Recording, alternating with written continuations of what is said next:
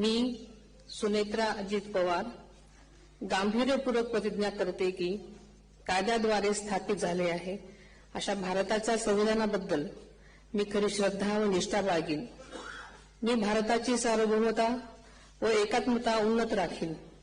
मी महाराष्ट्र राज्याची उपमुख्यमंत्री म्हणून माझी कामे निष्ठापूर्वक व सद्विवेक बुद्धीने पार पाडेन आणि संविधान व कायदा यानुसार सर्व तऱ्हेच्या लोकांना मी गांभीर्यपणे व निपक्षपातीपणे तसेच कोणाच्याही विषयी ममत्वभाव किंवा आकस न बाळगता न्याय वागणूक देईन.